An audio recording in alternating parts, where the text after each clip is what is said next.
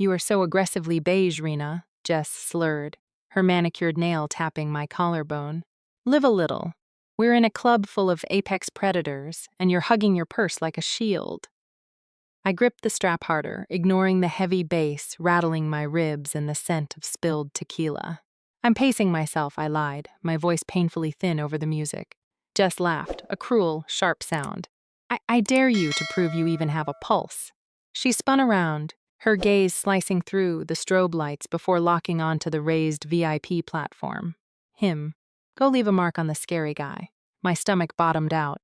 The man sat completely motionless in the deepest shadow of the booth, radiating a suffocating, lethal cold. He wasn't just intimidating. The air literally warped around him, twisting into violent coils of sentient, dark magic that kept everyone else 10 feet away. I can't, I swallowed hard, breathless. He looks like he vaporizes people for fun. Then go home to your textbooks, Jess sneered, turning her back. Be invisible, invisible. That single, humiliating word burned worse than the alcohol. Maybe it was pure spite, or maybe the shots of liquid courage finally hit my bloodstream. But my feet moved before my brain could stop them. I pushed through the sweaty crowd, marching straight past the velvet ropes. The temperature plummeted. Whispers of violent, inky shadows lashed out at my jeans. But I didn't flinch. I just saw the dare. I saw the terrifying giant sitting in the dark.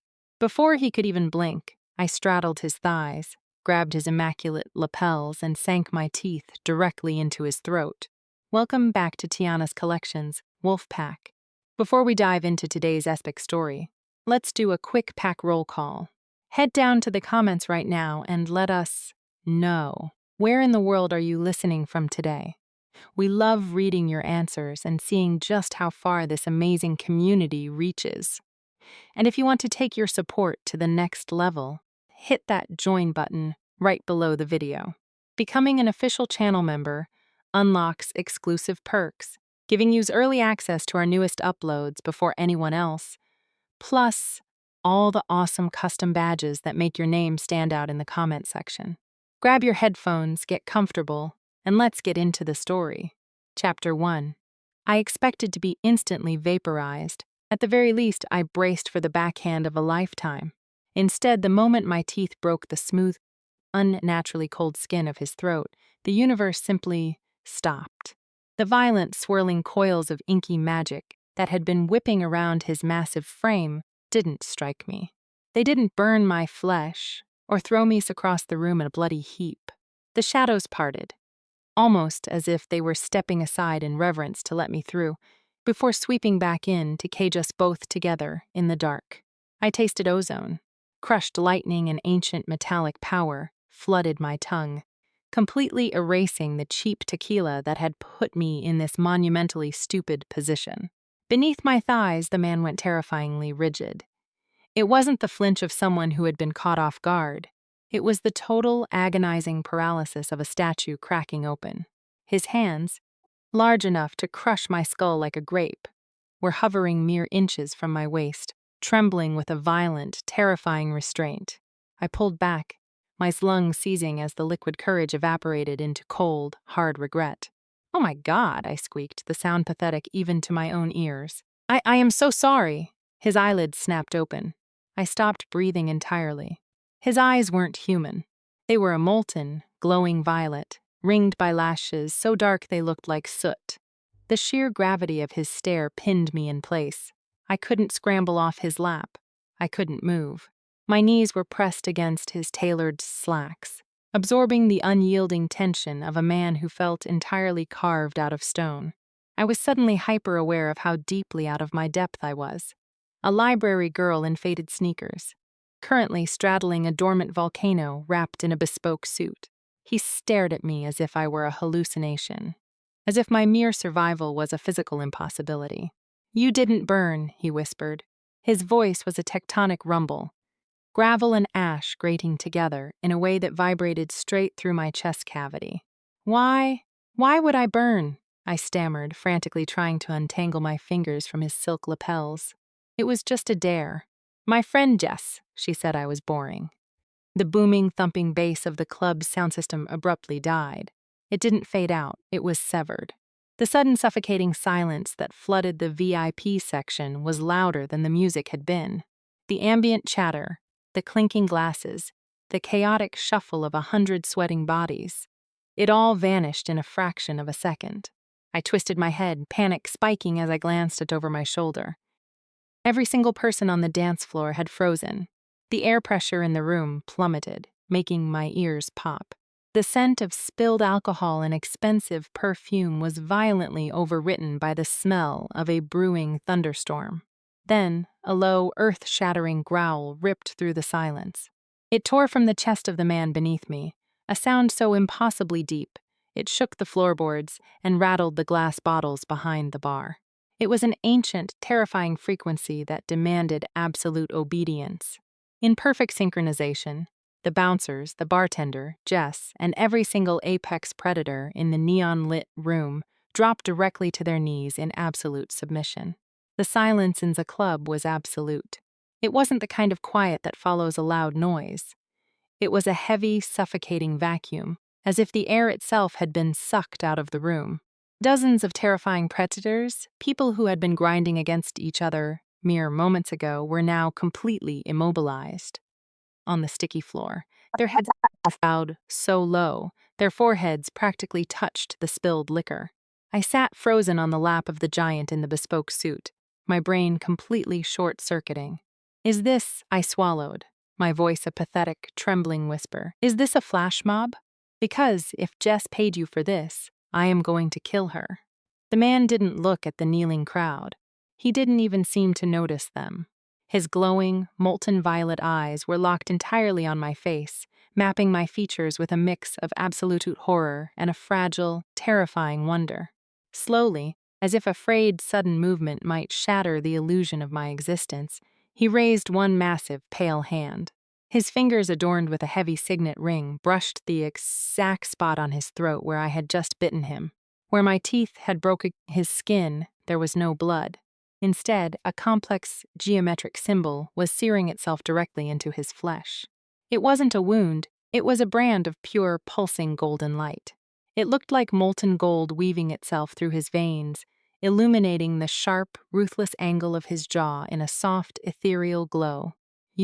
His voice was that tectonic rumble again, a sound that made my ribs vibrate. You claimed me. I absolutely did not, I shot back, pure panic overriding my survival instincts. I scrambled backward, trying to slide off his lap. But the sentient, dark magic swirling around him suddenly surged. It didn't strike me. Instead, the inky, freezing shadows wove together, creating a physical barrier at the edge of the booth, trapping me against his chest. Hey! I swatted at the shadows, which felt like plunging my hand into a bucket of dry ice, and recoiled. Turn off your creepy fog machine and let me go. I have an essay due at midnight. He finally moved. He stood up, and the sheer scale of the man became terrifyingly apparent. He was easily 6'7", a towering monolith of tailored wool and lethal grace.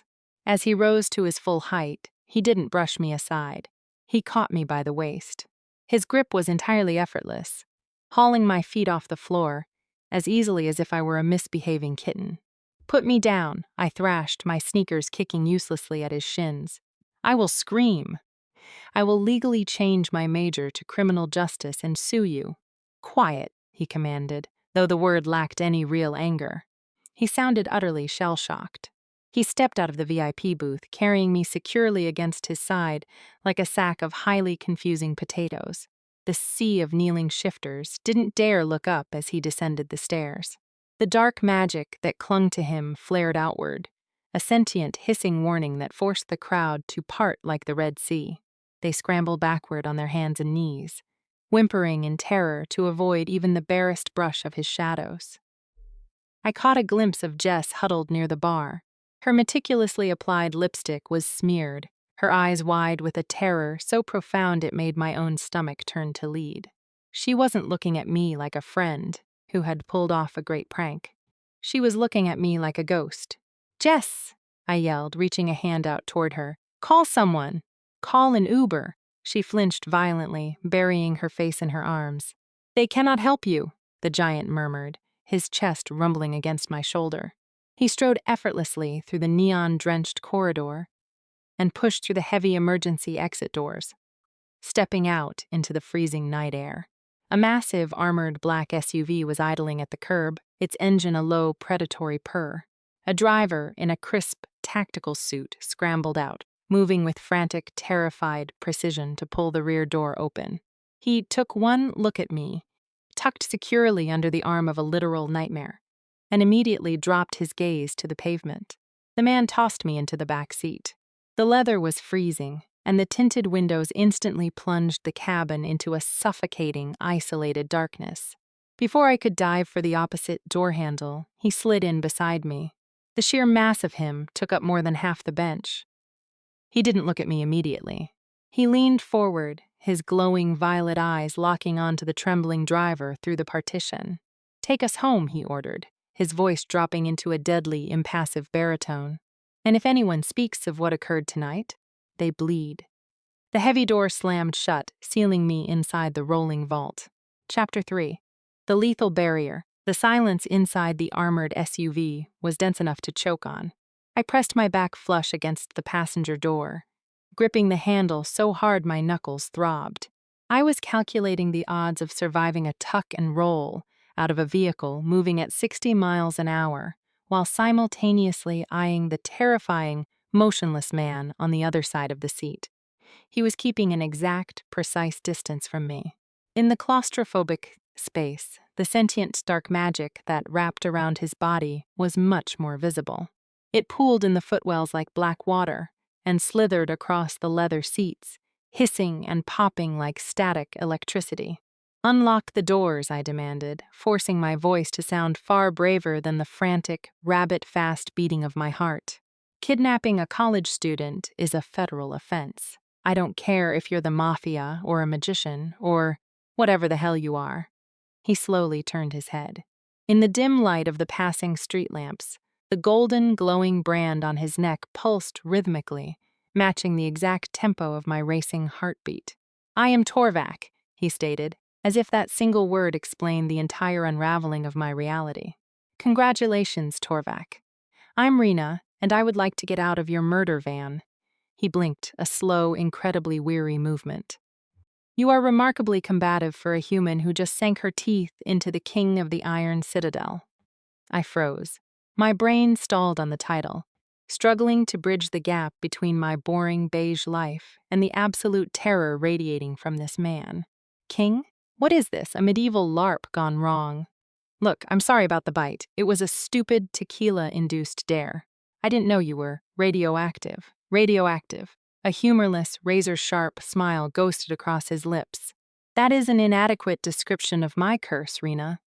He raised his hand, gesturing to the heavy privacy partition separating us from the driver. "There is a reason the entire club fell to their knees.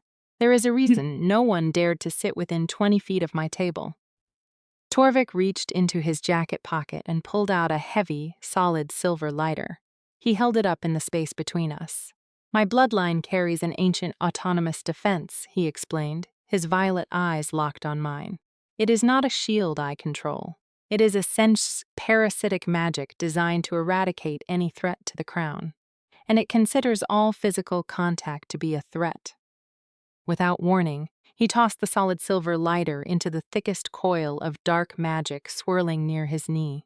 The reaction was instantaneous and horrifying. The shadows didn't just deflect the metal.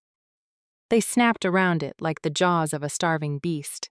A violent, searing crack echoed through the cabin, accompanied by a blinding flash of violet light. In less than a second, the solid silver lighter was reduced to a fine, gray ash that drifted harmlessly onto the floor mats. I stopped breathing. My eyes darted from the ash to the pristine fabric of his suit. "It consumes," Torvac whispered, the profound, crushing weight of a century of isolation bleeding into his tone. "It turns bone, steel, and flesh to dust. I have not felt the touch of another living creature in over 100 years. Anyone who has ever brushed my skin has been incinerated before they could even draw breath to scream." The reality of his words crashed into me like a physical blow. I looked at his throat, at the glowing golden mark right where my mouth had been. "But I bit you," I stammered, my mind completely rejecting the logic. I sat on your lap. I grabbed your suit. Yes, Torvac murmured, leaning closer, though he was careful to keep the lethal shadows pulled tight against his own body. You crossed the barrier. The magic did not view you as a threat. It viewed you as an equal. The bite? It initiated a tether, an ancient claim that bypassed the curse entirely. No, absolutely not. I shook my head, pressing harder against the door. There's no tether. I am a biology major. I am entirely mundane. You can drop me off at the next intersection and we can pretend this never. A sharp, searing heat suddenly flared on the inside of my left wrist. It wasn't a spark. It felt like someone had pressed a white-hot branding iron directly against my veins. I gasped, a sharp, ragged sound, and clawed at the sleeve of my oversized gray hoodie, shoving the thick cotton up to my elbow. I screamed. Tracing the intricate map of my veins, just below the surface of my skin, a line of liquid gold was burning its way up my arm. It matched the exact, glowing light of the brand on his neck. Pulsed in time with my frantic pulse, anchoring me to a monster I had known for less than 20 minutes. The armored SUV slowed to a crawl, the heavy tires crunching over black gravel. I couldn't tear my eyes away from my wrist. The golden geometric pattern was fully formed now, a permanent, pulsing ruin beneath my skin that radiated a faint, terrifying warmth. What did you do to me? I choked out, furiously rubbing at the mark as if I could erase it with sheer friction. It didn't fade. It just thrummed harder, almost humsing in satisfaction under my touch. I did nothing, Torvac replied, his voice a low, rough rasp in the darkness of the cabin. You initiated the claim. You crossed the barrier. The vehicle jolted to a stop. Through the tinted window, the heavy, oppressive mist parted to reveal a nightmare constructed of black stone and towering, jagged spires. The Iron Citadel. It didn't look like a castle.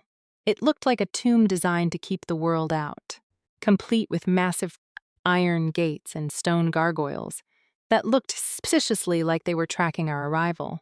The driver scrambled out to open Torvac's door. The giant stepped out into the freezing fog, the sentient dark magic immediately expanding around him in the open air, whipping around his ankles like eager guard dogs.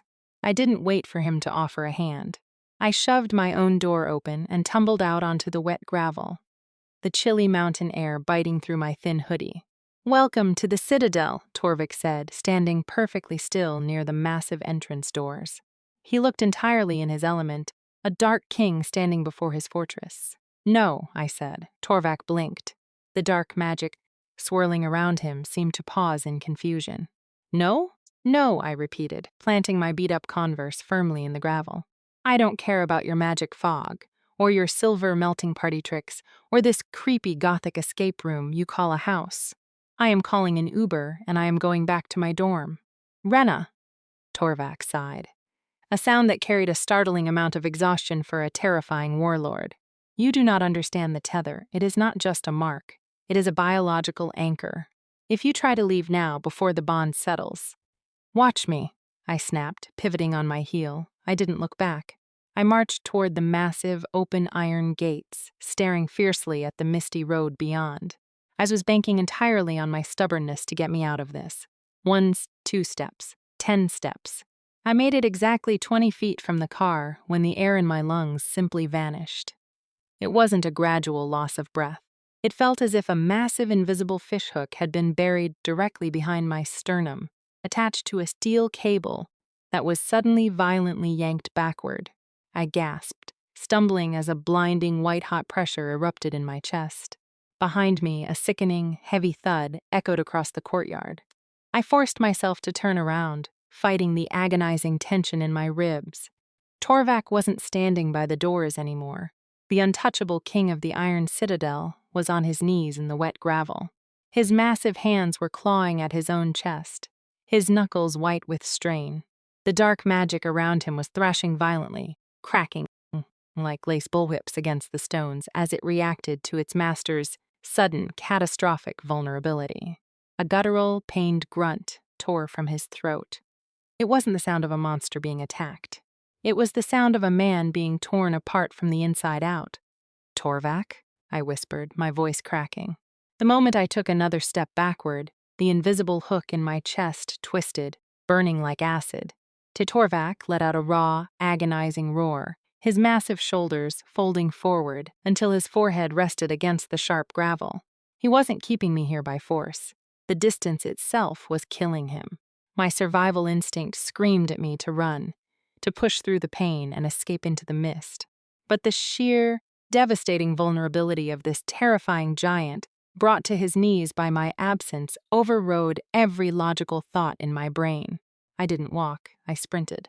I ran back across the wet stones, ignoring the hissing shadows, and crashed directly into his kneeling form. I threw my arms around his broad, trembling shoulders, burying my face into the curve of his neck right where the golden mark pulsed. The impact was instantaneous. The agonizing pressure in my chest snapped entirely, dissolving into a rush of warm, intoxicating relief that made my head spin. Torvac let out a shuddering breath. His massive arms came up, locking around my waist with a desperate, crushing grip. He buried his face in my hoodie, his body shaking with the aftershocks of the pain as the sentient magic around us finally calmed, purring into a docile, protective dome. "See," he whispered roughly against my collarbone, his voice stripped of all its royal authority. "We are tied." I closed my eyes, realizing with absolute terrifying clarity that the gates of the Citadel could remain wide open for the rest of my life, and I still wouldn't be able to leave. The sound of my faded Converse squeaking against black obsidian floors was the only disruption in the Iron Citadel's suffocating quiet. I had survived my first night as a magically bound hostage, mostly by sleeping rigidly on the extreme opposite edge of a mattress the size of a tennis court. But survival was hungry work. Navigating the fortress felt like wandering through an abandoned cathedral designed by someone who hated sunlight. The gargoyles, carved into the archways, genuinely seemed to track my movements, their stone eyes heavy with judgment. I didn't care. I was tracking the faint industrial hum of refrigerators. When I pushed through the heavy iron-wrought swinging doors, I found a culinary arena built to feed a battalion. 24 kitchen staff froze mid-chop. Their eyes blew wide, terrified gazes, dropping from my messy bun to the frayed hem of my hoodie. One of the sous chefs actually dropped a whisk and threw his arms over his head, bracing for an execution. "Relax," I sighed, marching past a glittering array of terrifyingly sharp cleavers. "I'm not radioactive. Does anyone know where the butter is?" 10 minutes later, I had a skillet hissing on an industrial burner. The smell of melting cheddar and toasting sourdough finally began to overwrite the Citadel's default scent of ozone and ancient dust. "You dismissed my staff." I didn't jump. I had already felt him coming. The golden tether pulsing beneath my wrist had been huffing a low, steady tempo for the last 2 minutes, a warm proximity alarm. I flipped the sandwich with a comically large spatula, then turned. Torvac stood in the arched doorway. He had abandoned the bespoke suit jacket, wearing only a crisp white shirt, unbuttoned at the collar. Without the armor of his formal wear, he looked staggeringly broad and utterly bewildered. The sentient coils of dark magic slithered around his boots, but as he stepped into the kitchen, they visibly relaxed, pooling lazily against the tile instead of snapping like live wires. "They were looking at me like I was going to incinerate them," I said, leaning against the stainless steel counter. "And frankly, they were hovering. Do you ever eat anything that doesn't require a seating chart and a silver platter?" "I do not." He hesitated, staring at the greasy, sizzling bread as if it were an alien artifact. "I do not eat mundane food. My diet is strictly monitored." "Well, congratulations, Your Majesty. Today we are breaking the rules." I slid the golden brown sandwich onto a porcelain plate and pushed it across the massive prep island. "Eat it before the cheese solidifies." Torvac approached the counter slowly. He didn't reach for the food. He reached out, his massive, pale fingers hovering just an inch over my wrist. He wasn't testing the magic. He was simply marveling at the fact that his proximity wasn't stripping the flesh from my bones. "You are entirely unfazed," he murmured, the tectonic rumble of his voice softening into something devastatingly quiet. "You are standing in the heart of my fortress, cooking." "It's just a grilled cheese, Torvac," I breathed, my heart doing a treacherous, erratic flutter at the intense molten heat in his violet eyes. Don't make it weird. The heavy oak doors of the kitchen did not just open. They blew inward with the force of a detonated explosive. Wood splintered against the stone walls. A freezing, unnatural wind swept through the room, instantly extinguishing the stove's gas burners. Torvac's head snapped up. The docile shadows resting at his feet instantly violently erupted, transforming into jagged, hissing spikes that tore gouges into the ceiling. A procession of elderly figures marched through the shattered doorway, draped in heavy, ceremonial velvet. The man at the front, whose eyes were entirely pitch black, devoid of whites or irises, slammed a crystal-tipped staff into the floor. "The impostor will be executed," Elder Silas announced, his voice echoing like grinding stones. Immediately, the kitchen transformed into a war zone in a fraction of a second. Torvac didn't speak. He didn't issue a royal command or demand an explanation. The autonomous, lethal defense system bound to his bloodline recognized the threat, and it reacted with catastrophic violence. The ambient light in the room simply vanished. The shadows surging around Torvac's body crystallized, elongating into wicked, glass-like spears of dark magic. They floated in the air around him, vibrating with a high-pitched, mechanical whine that made my teeth ache. He stepped in front of me, a monolithic shield of broad shoulders and lethal intent. "You overstep, Silas," Torvac snarled, the sound vibrating so violently it cracked the porcelain plate on the counter. "You dare breach my inner sanctum? You have brought a disease into the Citadel," Silas roared back, pointing a gnarled, trembling finger directly at my chest. "A mundane human? Siphoning the king's magic through some filthy back-alley witchcraft? The council will not allow the throne to be compromised by a Paris." Torvac's arm flexed. The magical spears angled forward, locking onto the chests of the 6 elders. One twitch of his ears, and he was going to turn the highest governing body of his kingdom into red mist. "Torvac, stop!" I yelled, dropping the spatula. I didn't think. I just threw myself forward, wedging my body into the microscopic space between Torvac's chest and the floating, lethal spears. The dark magic instantly aborted its trajectory. The spears dissolved back into smoke to avoid grazing my skin, hissing in frustrated agitation. Torvac gasped, his massive hands catching my hips to keep me from crashing into the counter. "Rena, step back," he ground out, his chest heaving against my spine. "They are threatening your life. The magic will not allow it. If you slaughter them, you prove them right," I whispered frantically over my shoulder, my hands gripping his forearms. "They want you to look like a monster. Don't give them the satisfaction." I turned around, keeping myself pressed firmly against the king, and leveled a glare at the elders. I was wearing a stained hoodie and smelled like cheap butter, but I tipped my chin up anyway. "I'm not a witch," I declared, my voice ringing clearly in the devastated kitchen. "And I'm not siphoning anything." I tripped, I bit him, and this glowing tether slapped itself onto my wrist. "If your security system is so flawless, you should probably look into why a college student bypassed it with 3 shots of tequila." Elder Silas's pitch-black eyes narrowed, practically radiating contempt. Silver-tongued lies. A true alpha claim requires parity of the soul. It requires a predator. You are prey. Silas struck his staff against the stone again. "If you are not a witch, prove it." The council formally challenges the tether. Torvac's grip on my hips tightened painfully. "No, what is the challenge?" I asked, completely ignoring him. "The circle of truth," Silas hissed, a cruel, triumphant smile stretching across his face. "Ancient, uncorrupted fire. It strips away all deception. If you step into the flames and answer our questions with absolute, unvarnished honesty, the fire will accept you. And if she lies?" Torvac's voice was a dead, hollow sound that sent a spike of pure ice straight into my stomach. "Then the fire incinerates the deception," Silas stated coldly, "along with the vessel carrying it. She will burn to ash." The silence that followed was deafening. I could feel Torvac's heart hammering wildly against my back, a frantic, desperate rhythm. He was going to murder them. He was going to tear the room apart to save me. "Fine," I said, the word slipping out before my common sense could catch it. "Light it up." The temperature in the master suite was freezing, but Torvac was sweating.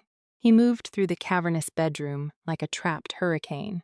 The untouchable, terrifying monarch who had cowed an entire nightclub with a single growl was currently ripping silk shirts from mahogany hangers and violently shoving them into a heavy canvas duffel bag.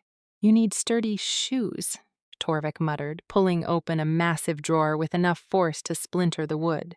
The tunnels beneath the east wing flood during high tide.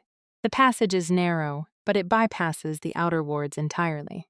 I have a contact waiting with a transport on the coast. "Torvac," I said, sitting perfectly still on the edge of the velvet-draped bed. "You will need currency. Untraceable." He stalked toward a heavy iron safe built into the stone wall, his hands visibly shaking as he spun the combination dial. "I will compel the guards at the lower gate to blind themselves for exactly 3 minutes. That is your window."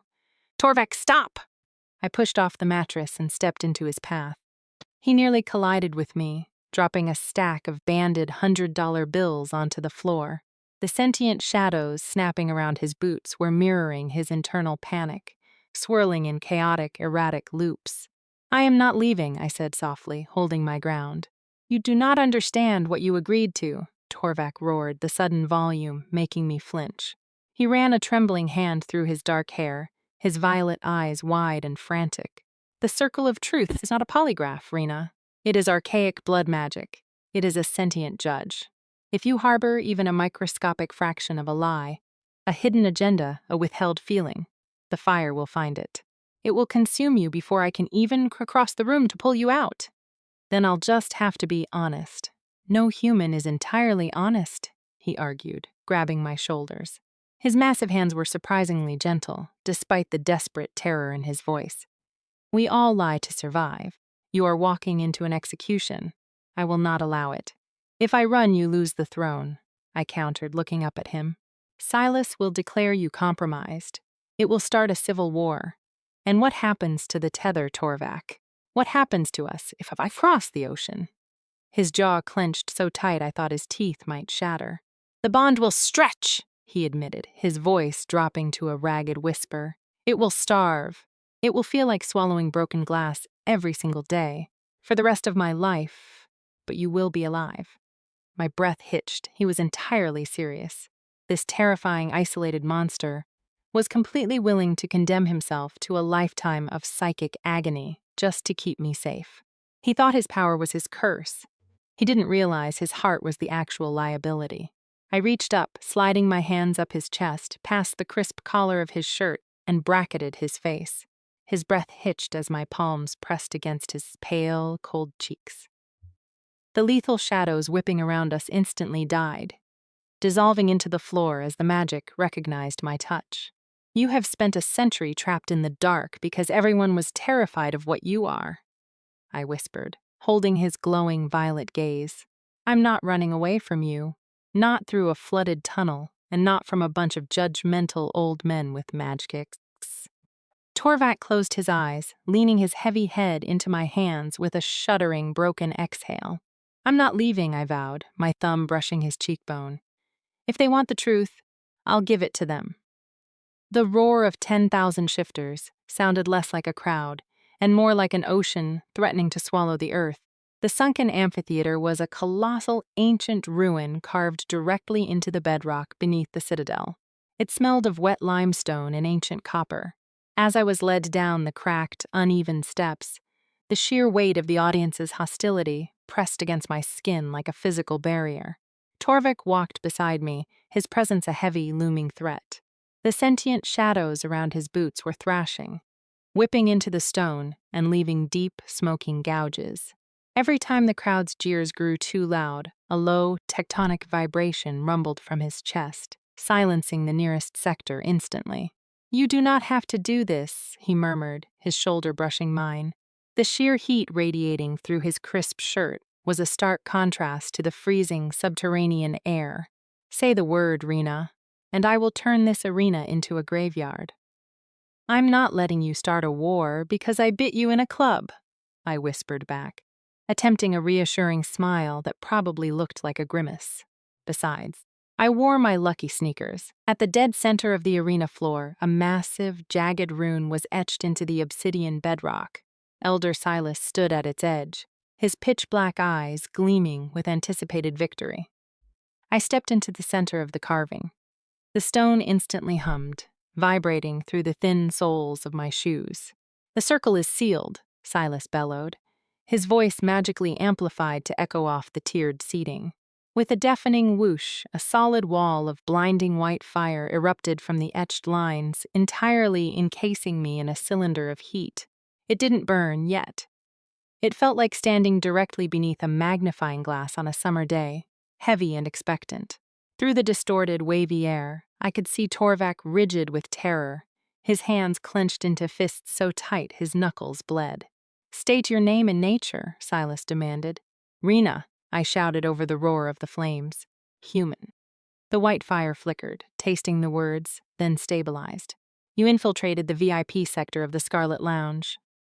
Silas circled the fire, his crystal-tipped staff scraping the stone. "Did you know you were approaching the king?" "No," I yelled. "It was a dare. I didn't know who he was." The flames remained pure white. A ripple of uneasy murmurs washed through the amphitheater. Silas scowled, stopping directly in front of me. "A convenient accident, but you stayed. When the tether formed, you did not run. Why?" My throat went dry. "Do you seek the vast power of the Iron Citadel?" Silas pressed, his voice dripping with venom. "Do you covet the crown? Did you stay to elevate yourself from a pathetic, mundane existence into royalty?" I opened my mouth, but the answer caught in my throat. I didn't care about the crown, but why did I stay? Admitting the real reason in front of 10,000 monsters felt infinitely more terrifying than the fire. I hesitated, searching for a safe diplomatic half-truth. That was my mistake. The fire instantly detected the omission. With a violent hissing crackle, the pristine white flames mutated into a sickening, toxic violet. The heat spiked exponentially, blistering the air in my lungs. The fire collapsed inward, the violet tongues licking the hem of my jeans, scorching the denim, and hungrily reaching for my bare skin. The violet flames were a suffocating physical agony. "Rena!" Torvac's roar shattered the arena's ambient noise. Through the blinding, toxic light, I saw him hurl himself forward, his dark magic exploding outward to tear the elders away from the circle. He was going to dive into the magical fire to pull me out. A suicidal move that would vaporize them both. "I don't care about the crown," I screamed, the blistering heat searing my throat. The violet fire didn't recede. It crawled up my legs, the unbearable, stinging heat forcing me to my knees. The magic wasn't looking for a denial. It was digging for the root. It demanded the absolute, unvarnished core of my soul. I looked at Torvac, at the terrifying, untouchable monster who was currently tearing apart an ancient arena just to reach me. "I stay because he sees me," I sobbed, squeezing my eyes shut as the violet flames licked at my wrists. "I stay because I spent my whole life being invisible, and he treats me like a queen in a dirty hoodie. I don't care about the magic. I love him." The silence that hit the amphitheater was instantaneous. The violent, scorching heat simply vanished. I gasped, opening my eyes. The toxic fire had transmuted back into a brilliant, blinding white. But it didn't just burn around me anymore. The flames rushed inward in a massive, sweeping vortex, flooding directly into my chest. It didn't burn. It felt like swallowing a star, a rush of pure, incandescent euphoria that filled every hollow, insecure space inside of me. With a deafening, concussive boom, the bedrock beneath me shattered. The magical rune exploded into a cloud of harmless, glittering dust, blowing the white fire outward in a shockwave that knocked Elder Silas flat on his back. I collapsed forward, gasping for air, but I never hit the stone. Torvac was there. He slid to his knees, his massive arms wrapping around me in a crushing, desperate embrace. He buried his face in my neck, his entire massive frame shaking violently as his protective shadows cocooned us both from the stunned, dead-silent crowd. "You are insane," he choked out against my collarbone. "And you're heavy," I wheezed, tangling my fingers into his dark hair, a weak, hysterical laugh bubbling up my throat. "Get me out of here." An hour later, the adrenaline crash hit me like a freight train. We were back in the cavernous master's suite. I was sitting on the edge of the velvet bed, still trembling, while Torvac paced the rug, his violet eyes blown wide with residual panic and raw, overwhelming affection. The tension between us was thick enough to cut with a cleaver. "You," he started, stopping at the edge of the mattress, his gaze dropping to my lips. "You screamed it in front of the entire kingdom." I was on fire, Torvac, I quipped, though my pulse was racing. I would have confessed to assassinating JFK. He leaned down, his large hands bracketing my waist, the air between us suddenly heavily, intoxicatingly charged. A sharp knock interrupted him. Torvac stiffened, the romantic tension instantly evaporating into cold, lethal irritation. "Enter," he snapped. A pale, trembling Citadel guard stepped into the room, holding a small black velvet box. My king. This was left at the outer barricade. No courier, it simply appeared. Torvac snatched the box. His lethal shadows immediately hissed, recoiling from the velvet as if it were coated in acid. He flipped the lid open. Inside rested a single desiccated black rose, dripping with a foul, viscous red substance. Beneath it lay a miniature iron crown, violently fractured straight down the middle. I stood up, the warm golden tether on my wrist suddenly turning ice cold. "What is it?" "Cassius," Torvac whispered, his face draining of all color as he stared at the bloody threat. "My brother, he has returned. Lock down the east wing. Double the sentries on the parapets, and activate the blood words." Torvac didn't yell, but his voice carried the absolute chilling authority of a warlord preparing for a siege. "No one enters this floor. If a shadow moves incorrectly, kill it." The guard saluted frantically and bolted from the room, leaving us alone with the horrific scent of decayed roses and dark magic. Torvac spun toward me. The panic from the arena had been entirely replaced by a cold, calculating violence. The sentient shadows around his boots were practically vibrating, sharpening into lethal blades of inky darkness. "You will stay in the inner vault," he commanded, already moving toward a hidden panel in the stone wall. "It is lined with silver and lead. Even Cassius cannot easily breach." "Absolutely not." Torvac froze, his hand hovering over the vault mechanism. He turned slowly, his violet eyes flashing. "Rena, my brother is not a political rival. He is a psychotic banished sorcerer who uses blood magic to mutilate his enemies. You are my only vulnerability. You are going in the vault." "If I go in the vault, we lose," I said, crossing my arms to hide the sudden tremor in my hands. "If you die, the kingdom burns," he shot back, closing the distance between us in 2 massive strides. He loomed over me, the sheer, staggering proximity of his broad chest radiating a chaotic, frantic heat. "I will not let him touch you. Torvac, listen to me." I reached out, threading my fingers through the tense, rigid muscles of his forearm. The golden mark on my wrist hummed, instantly sending a wave of calming warmth up his arm. "Silas just accused you of being compromised by a weak, mundane human. If your brother leaves a threatening craft project at the door and you immediately lock me in a basement, you prove them right," his jaw ticked. The shadows around us hissed, violently torn between his instinct to trap me and the undeniable logic of my words. "Cassius feeds on fear," I continued, stepping closer until my sneakers bumped his combat boots. "We just survived a magical bonfire. We don't hide. We show the entire city that the king and his—" I swallowed hard, the word feeling impossibly heavy. "His mate are completely unafraid of a rogue prince." Torvac stared down at me. The lethal, oppressive tension slowly drained from his shoulders. He let out a long, ragged exhale, his forehead dropping to rest against mine. "You are going to be the absolute death of me," he murmured, his breath ghosting over my lips. "Probably," I agreed, a weak smile breaking through the tension. "But I'll look great doing it. Now, take off the armor. We're going out." 10 minutes later, the terrifying king of the Iron Citadel was effectively disguised. He had swapped the formal tailored slacks and intimidating royal coat for heavy black denim, a plain dark t-shirt that stretched tightly across his impossibly broad chest, and a worn leather jacket. He looked less like a monarch and more like an illegal, underground street fighter. It was entirely devastatingly distracting. Where exactly are we making this public appearance? Torvac asked, slipping a brutal-looking silver blade into the inside pocket of his jacket. The place where rumors spread the fastest, I said, grabbing my hoodie. The underground. Torvac's eyes widened slightly. The night market? Rena, that is an unpoliced subterranean black market. It is the most dangerous territory in the city. Exactly, I said, linking my arm through his, ignoring the way his lethal magic parted respectfully to let me close. Let's go show the monsters we aren't scared of the dark. The descent into the night market felt like climbing down the throat of a neon-lit beast. It was a subterranean labyrinth of illicit vendor stalls, smelling aggressively of roasted meat, fermented blood wine, and illegal alchemical smoke.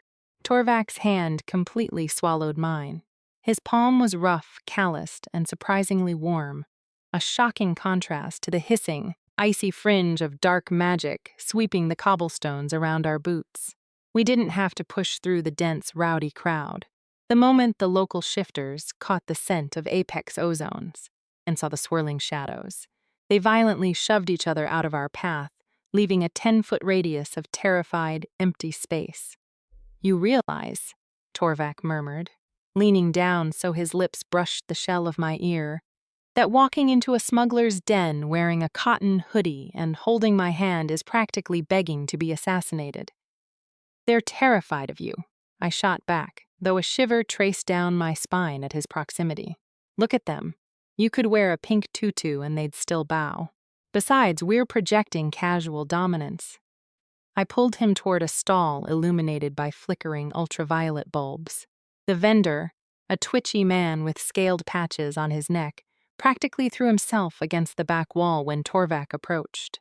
2 of whatever's the blue stuff is, I requested, slapping a crumpled $20 bill on the counter.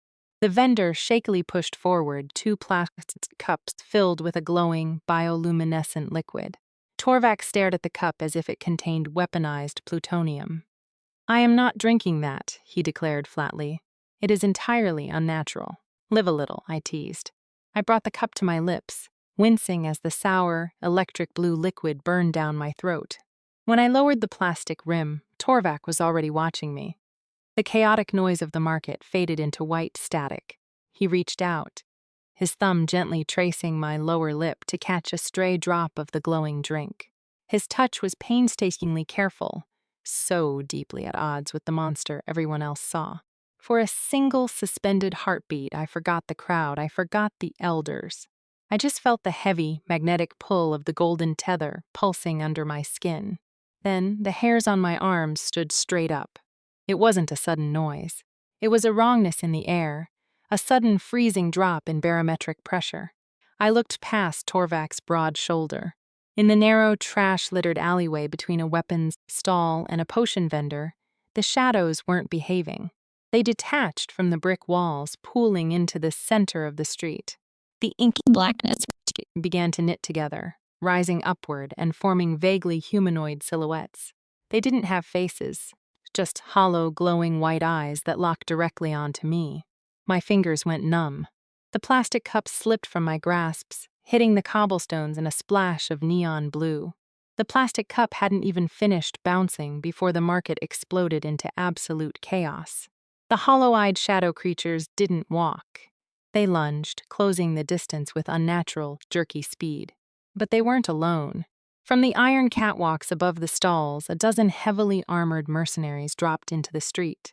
The heavy clack-clack of automatic weapons being racked cut through the screams of fleeing civilians. "Rena, get behind me!" Torvac roared, shoving me backward. The protective, docile hum of his magic vanished. The king of the Iron Citadel didn't just unleash his curse. He weaponized it. The shadows pooled around his combat boots, erupted outward in a devastating tidal wave of pure, concentrated toxicity. The first 3 mercenaries who rushed him didn't even get to swing their silver-laced blades. The moment they hit the expanding shockwave of his dark magic, their armor disintegrated. They were instantly reduced to fine gray ash that scattered across the cobblestones. It was terrifying. It was awe-inspiring. He was a god of destruction, moving with liquid, lethal grace as he intercepted every single attacker. I pressed my back against the locked metal grate of a closed vendor stall, my heart hammering a frantic rhythm against my ribs. "Torvac above you!" I screamed, pointing at a sniper leveling a rifle from an awning. Torvac didn't even look. He simply snapped his fingers. A spear of hardened shadow shot upward, skewering the awning and dragging the sniper screaming into the void. He was unstoppable. But as I watched him systematically obliterate the ambush, a cold, sickening realization settled in my gut. They weren't trying to win. They were attacking him in waves, forcing his attention entirely outward, away from the storefront where I was cowering. It was a decoy. A sudden, wet tearing sound echoed directly beneath my feet. I looked down. The solid cobblestone street had melted into a swirling, viscous pool of crimson light. It reeked of copper and decayed roses, blood magic. "Torvac!" I shrieked, but my voice was swallowed by the deafening roar of his defensive blast. The red portal surged upward, wrapping around my ankles like wet concrete. It didn't burn, but it carried an impossible, crushing weight. I clawed frantically at the metal grate behind me, my fingernails scraping uselessly against the rusted iron. The magic was sucking me downward into the earth. He spun around. Through the smoke and ash, his violet eyes locked onto mine. The sheer, unadulterated horror that shattered his impassive mask would haunt me forever. He lunged, his massive hand outstretched, the dark magic tearing the street apart as he desperately tried to reach me. He was a fraction of a second too late. The blood magic violently swallowed me whole, pulling me into a suffocating, soundless dark. The portal snapped shut with a sickening pop, leaving nothing behind on the broken street but the dropped, scuffed heel of my left Converse sneaker. Waking up felt like dragging my brain through crushed glass. I gasped, inhaling air that tasted sharply of salt, rust, and old decay. My vision blurred, then slowly focused on a water-stained concrete ceiling. I tried to lift my hands to rub my aching temples, but cold, heavy iron bit viciously into my wrists. Panic, cold and sharp, flooded my veins. I was on my knees, my arms chained above my head to a massive rusted pipe. The room was a cavernous, echoing industrial nightmare. An abandoned shipyard container, judging by the distant, rhythmic crashing of ocean waves against metal pylons. "Welcome back, sister-in-law." The voice was impossibly smooth, echoing off the damp walls. I jerked my head up, the heavy chains rattling loudly in the quiet. A man stepped out of the gloom. He shared Torvac's staggering height and the exact same sharp, aristocratic jawline. But where Torvac was, broad and heavily muscled, this man was lean, moving with the twitchy, unpredictable grace of a starving animal. And his eyes, they weren't the molten violet of the king. They were a watery, sickly red. "Cassius," I whispered, my throat raw. "Prince Cassius," he corrected smoothly, stepping into the dim light overhead. He was twirling a small, beautifully engraved silver knife between his long fingers. Though, given today's agenda, we can simply default to king. "He's going to kill you," I choked out, fighting the violent trembling in my legs. "Torvac is going to tear this entire coast apart looking for me." "Oh, I am counting on it." Cassius offered a thin, terrible smile. He stopped inches from me, the sickly sweet scent of his blood magic making my stomach roll. "You see, Rena, Torvac is the apex. His shadow curse makes him physically invincible. If I challenge him to a duel, I die in roughly 3 sessions." He reached out. The cold, flat side of the silver blade traced the line of my jaw. I flinched, biting the inside of my cheek to keep from screaming. "But the alpha tether," Cassius continued, his red eyes gleaming with manic delight.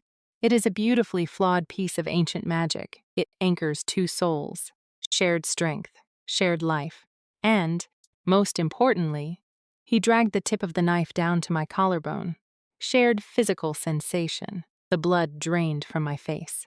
The absolute, horrifying reality of his plan slammed into me. "I don't need to fight him," Cassius whispered, his voice dropping into a conspiratorial purr. "I just need to incapacitate him. And the fastest way to break the unyielding king of the Iron Citadel." With a flick of his wrist, Cassius sliced the silver blade across my left forearm. It wasn't a deep cut, but it stung fiercely. I clamped my mouth shut, refusing to give him the satisfaction of a cry. But deep in my chest, the golden tether flared. It didn't hum with warmth, it screamed. Miles away, I felt the exact moment the phantom blade sliced open Torvac's flesh. I felt his overwhelming, mirroring agony echo back through the bond. Cassius watched my eyes widen, his smile stretching into a predatory grin. Let's see how much pain he can take before he crawls here to surrender his crown. The silver blade flashed again. I bit down on a scream as a thin burning line opened across my collarbone. Instantly, the golden tether on my wrist flared with a violent, sickening pulse. It wasn't just my pain anymore.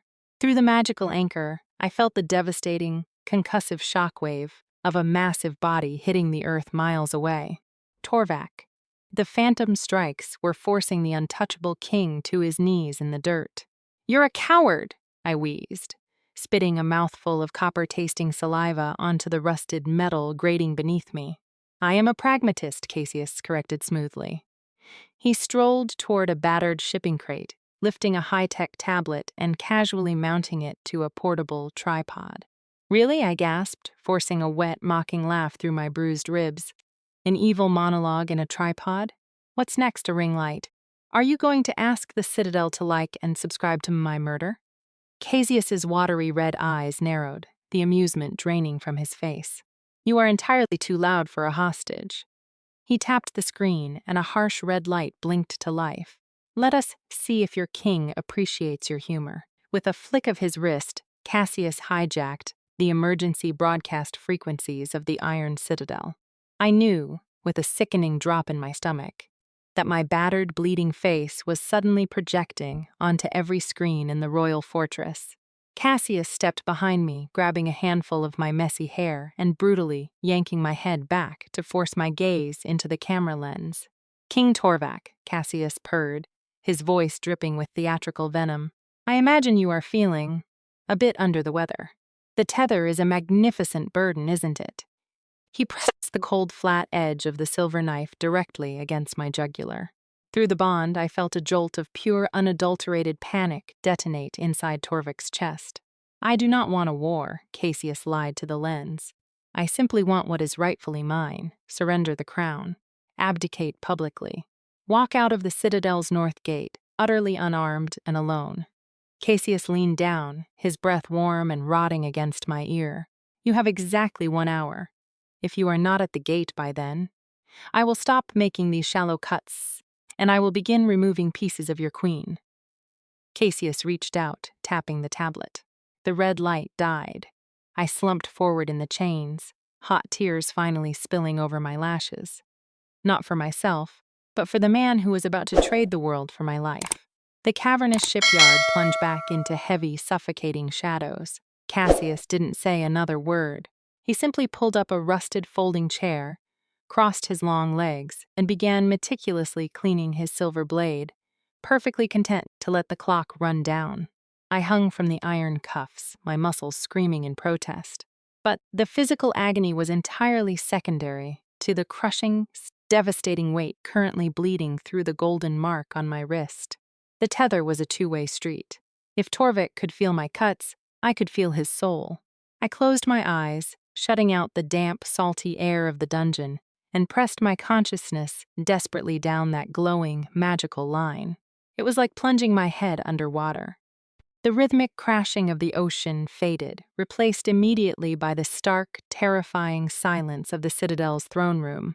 The bond amplified everything. I could feel the cold obsidian floor beneath Torvac's boots.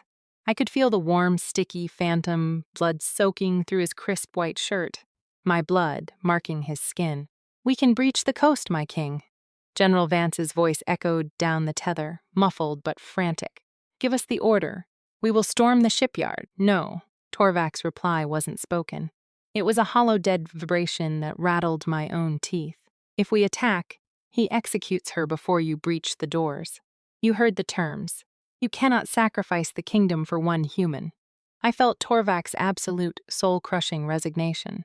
The violent, sentient dark magic that usually whipped around him in a frenzy of protection had gone utterly still, paralyzed by its master's utter defeat.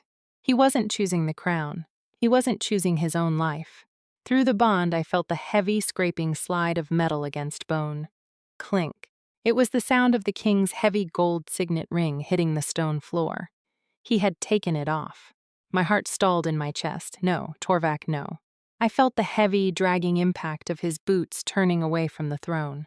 I felt the freezing mountain air hit his face as he walked out of the citadel. He was marching straight toward the north gate. He was walking directly into Cassius's execution block, entirely unarmed, offering his throat to the blade so that I could live. I ripped my eyes open, the damp shipyard coming back into terrifying focus. He was giving up. Right on time, Cassius murmured, checking a heavy gold watch on his wrist. A smug, venomous smile curled his lips. I can feel the outer wards shifting. He is at the north gate, disarmed. How tragic. How profoundly boring. Something inside my chest snapped. It wasn't a fragile, helpless break. It was the ignition of a highly combustible, world-ending fuse. The absolute audacity of it. I did not survive a magical bonfire, get kidnapped by an off-brand Dracula, and get sliced to ribbons just so Torvac could die a martyr. I refused to be the weakness that broke the king of the Iron Citadel. If the tether shared physical sensation and emotional states, then Cassius had made a catastrophic miscalculation. No, I whispered. I'm sorry? Cassius hummed, casually inspecting his fingernails. I said no, I ground out, my voice scraping like sandpaper. I clamped my teeth down on my own, already split lower lip, biting hard enough to draw fresh, hot blood. I took every ounce of terror, every year of being chronically invisible, and the sheer, spiteful fury of this kidnapping, and I weaponized it. I didn't send Torvac my fear or my pain. I shoved a blinding nuclear strike of pure, unadulterated rage straight down the golden line. Get up, I screamed through the bond, the force of it making my own vision white out. Do not surrender. You are the king. The feedback was instantaneous. Miles away, I felt Torvac stumble as the paralyzing despair in his chest was violently incinerated by my adrenaline. The shockwave of power, traveling back up the tether, felt like grabbing a live electrical cable. My spine arched, my eyes flying open as the golden mark on my wrist blazed with the intensity of a dying star. Cassius stumbled backward, his red eyes going wide. What are you doing? The air pressure in the shipyard plummeted. The ambient shadows clinging to the rusted shipping containers suddenly detached themselves from the walls. They didn't just pool. They began to boil, rising up like a black, anti-gravity ocean. I offered Cassius a bloody, jagged smile. I'm calling my ride. A low, subterranean roar vibrated through the concrete floor, cracking the foundation beneath our feet. It wasn't the sound of a man. It was the earth-shattering howl of the legendary Shadow Wolf, teleporting through the void, fueled by his mate's absolute fury, and he had just arrived. The concrete floor didn't just crack, it pulverized. A concussive shockwave of shattered stone and rusted iron exploded outward, completely obliterating the shipping crates in the center of the room. The sheer force of the blast blew Cassius completely off his feet, sending him skidding across the wet grating in a tangle of limbs and panicked curses. I squeezed my eyes shut against the flying debris, the golden tether on my wrist burning so brightly it illuminated the dark, salty air of the dungeon. When the dust finally began to settle, the ambient temperature had plummeted to a sub-zero freeze. From the center of the crater, two eyes materialized. They weren't the familiar, glowing molten violet. They were twin voids of absolute pitch-black ruin, bleeding a heavy smoke that seemed to actively consume the dim overhead lights. The Shadow Wolf wasn't just a large canine. It was a mythological nightmare pulled straight from a dark age. The beast towered easily at 8 feet at the shoulder, a monolith of woven muscle and fur that absorbed all light. The sentient dark magic that usually hovered around Torvac's boots in his human form was now fully integrated into the animal, crackling like black lightning along his spine. No, Cassius scrambled backward, his pristine, aristocratic composure shattering into pathetic, unvarnished terror. You surrendered. I felt the signet ring drop. The massive wolf didn't bark. It didn't roar. It simply exhaled, a sound exactly like a collapsing mine shaft, and stalked forward, its massive paws completely silent against the broken concrete. Stay back, Cassius shrieked, his voice cracking horribly. He thrust both hands forward, his palms slick with his own sweat, and frantically began weaving a dense, glowing javelin of crimson blood magic. I will snap her spine. I swear to God I will execute her. The wolf paused. Its massive, razor-lined snout swiveled slowly toward me. Even encased in this terrifying primeval form, the connection between us was absolute. Through the thrumming, golden line of our tether, I didn't feel a mindless beast. I felt his overwhelming, suffocating terror for my safety. I'm fine, I wheezed, shaking my bleeding wrists to rattle the heavy iron chains. Stop worrying about me and bite his head off. A huff of air shot from the wolf's nostrils, a sound that was suspiciously close to an exasperated laugh. But Cassius wasn't finished. Realizing he couldn't penetrate the shadow wolf's hide, his watery red eyes darted to Torvac's only blind spot. With a guttural, desperate yell, Cassius pivoted on his heel and hurled the crackling crimson javelin not at the beast, but directly at me. He didn't account for the converse. I didn't cower. I didn't wait for Torvac to cross the room. I slumped my dead weight entirely against the iron cuffs, lifted my knees to my chest, and swung my body forward like a fleshy wrecking ball. My scuffed left sneaker connected squarely with Cassius's jaw with a sickening, highly satisfying crunch. His teeth clicked together violently. The spell broke instantly, the crimson javelin dissolving into a harmless mist of red sparks just inches from my face. Cassius collapsed onto his back, completely dazed, spitting blood onto the rusted grating. I told you, I gasped, my lungs burning from the effort as I swung back against the damp wall. I'm not the only one in this relationship with anger issues. The shadow wolf moved. It wasn't a leap. It was a blur of localized teleportation. In a fraction of a second, the beast dissolved into shadow and rematerialized directly over Cassius's prone body. As the black mist cleared, Torvac was no longer a wolf. He had shifted back to his human form. He was kneeling on Cassius's chest, his breathing ragged, his white shirt completely shredded to reveal the heavily scarred, heavily muscled expanse of his back. You wanted my pain, Torvac whispered, his voice a lethal, deadly rasp. He reached down, his massive hand wrapping entirely around his brother's throat. You wanted to know what it feels like to bear the curse of the king.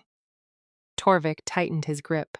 The pitch-black voids of his eyes slowly bled back into that familiar, molten violet. He didn't summon a weapon. He simply let go of his iron-clad restraint. He unleashed the sentient, catastrophic dark magic he spent every waking second holding back. It feels like burning, Torvac stated. The absolute toxicity of his bloodline flooded his palm. Cassius's eyes bulged. He didn't even have the time to scream. The dark magic instantly consumed him, turning his flesh, bone, and blood magic into a fine gray ash that crumbled through Torvac's fingers and sifted down into the rusted grating. It was over. The threat that had plagued the Iron Citadel for decades was reduced to dust in less than 3 seconds. Torvac stood up slowly. The cavernous shipyard was dead silent, save for the rhythmic crashing of the ocean outside. He didn't look at the ash. He turned slowly toward me. He crossed the room in 3 massive strides, the sentient magic around his boots entirely docile, purring like a contented cat. He didn't bother looking for a key to the cuffs. He simply reached up, gripping the heavy iron chains above my head. His massive biceps bunched, the veins in his forearms standing out in stark relief. With a feral-tearing grunt, he ripped the iron bolts straight out of the concrete wall. I collapsed. I never hit the floor. Torvac caught me, his arms locking around my waist and hauling me flush against his solid, impossibly warm chest. The scent of ozone, rain, and sheer, unfiltered masculine relief enveloped me. "I have you," he choked out, burying his face into the crook of my neck, his lips pressing frantically against my pulse point. His entire towering frame was trembling. "Gods, Rena, I have you." I let my head fall back against his shoulder, my hands tangling weakly into his dark, dust-covered hair. The physical proximity was intoxicating. Every point where my body pressed against his sparked with a warm, golden friction. "You're late," I murmured, my lips brushing his jawline. I had to handle the heavy lifting.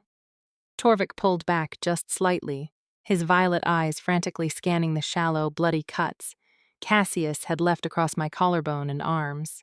The sheer, devastating agony in his expression made my chest ache. "I did this," he whispered, his thumb hovering agonizingly close to a cut on my shoulder, terrified to actually touch the broken skin. "My bloodline, my curse."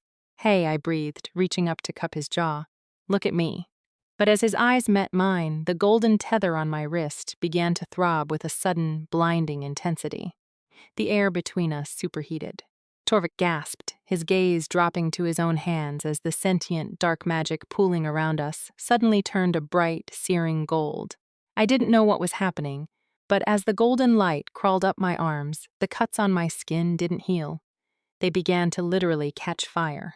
I squeezed my eyes shut, bracing for the searing agony of actual combustion. But the flames didn't burn. The golden fire tracing the lacerations on my arms and collarbone felt exactly like stepping into a patch of mid-July sunlight. It was a dense, liquid warmth that sank directly into my muscle tissue. I opened my eyes. Torvac was staring at my arm, his breath hitching. The shallow, bloody cuts were literally knitting themselves shut, the broken edges of skin fusing together under the golden glow. Within seconds, the fire dissolved, leaving behind faint, silvery scars that looked infinitely stronger than the original skin. The pain vanished completely. Torvac traced the new, silver line on my collarbone, his massive finger trembling against my pulse point. "My magic didn't do this. My magic only consumes." "It's not yours," I whispered, resting my forehead against his sternum. "It's ours. The tether." He looked at his own hand, then down at me. The absolute wonder in his violet eyes finally overpowered the centuries of isolation. He didn't say another word. He just hooked his arms under my knees and back, cradling me against his chest, as if I weighed absolutely nothing. We stepped over the fine, gray ash of his brother without a single backward glance, leaving the damp, rusted shipyard to the crashing ocean. The morning sun streamed through the towering, arched windows of the Iron Citadel's master suite, illuminating thick dust motes dancing in the crisp, cold air. Torvac stood in front of the massive, floor-to-ceiling, gilded mirror. He was meticulously buttoning a pristine white dress shirt. His hands were completely steady. For the first time since I had drunkenly climbed into his lap, the perpetual, brutal frown etched between his dark brows was entirely gone. The sentient shadows that usually whipped around the room in a state of hypervigilance were completely docile, lazily pooling near the baseboards like overfed house cats. He reached for a dark silk cravat resting on the mahogany dresser, wrapping it methodically around his throat. It was a necessary accessory today. Every morning, he had to hide the evidence. Just beneath the edge of the silks, thus resting directly over his erratic pulse point, was a fresh, aggressively red bite mark. I had given it to him an hour ago, not as a tequila-fueled dare, and certainly not in a crowded nightclub. I gave it to him because it was intensely satisfying to remind the most terrifying monarch in history that he belonged entirely to me. "You are going to be late," I called from the doorway, leaning my shoulder against the heavy oak frame. "The Peace Summit started 10 minutes ago." Torvac turned slowly. His violet eyes swept over me, darkening instantly with a heavy magnetic heat that made the golden tether on my wrist hum in profound approval. I was wearing a trailing gown of deep crimson velvet that clung to every curve before pooling elegantly on the obsidian floor. Resting heavily against my messy bun was a crown forged of jagged black iron and raw diamonds. It was regal. It was deeply intimidating. And, peeking out just beneath the velvet hem, were the scuffed, dirty white toes of my favorite Converse sneakers. Torvac smiled, a genuine, devastatingly handsome break of his stoic mask that reached all the way to his eyes. "The summit can wait," he rumbled, closing the distance between us with that lethal, liquid grace. "Let the foreign dignitaries sweat. It builds character." "You are a terrible host," I laughed, tipping my head back as he stopped mere inches from me. I reached up, my fingers brushing the lapels of his suit before adjusting the silk cravat. I let my thumb drag deliberately over the tender skin of his fresh bite mark. He sucked in a sharp breath, his eyelids fluttering shut as he leaned heavily into my touch. "Does it hurt?" I murmured. "No," Torvac whispered, his massive hands settling securely onto my velvet-clad hips. "It feels like an anchor." He pulled me flush against him. There was no hesitation, no flinching, no terrifying barrier of dark magic keeping us apart. There was only the steady, rhythmic thrum of two souls occupying the exact same space. The sheer physical reality of his solid chest against mine sent a flush of heat straight to my core. "Are you ready to face them?" he asked, his voice a low, gravelly hum against my lips. "The foreign delegates will stare. Half the kingdom still believes you are a blood witch who bewitched me." I shrugged, this lacing my fingers securely through his. "Let them stare." I pulled him toward the massive corridor, my sneakers squeaking faintly against the ancient stone. I'm not the invisible girl anymore. I'm the one who tamed the monster. Torvac chuckled, a deep, resonant sound that echoed off the vaulted ceiling as he let me lead him out into the bright morning light. "You didn't tame me, little wolf," he whispered, pressing a kiss to my temple as we walked toward the throne room. "You just taught me that the cage was unlocked."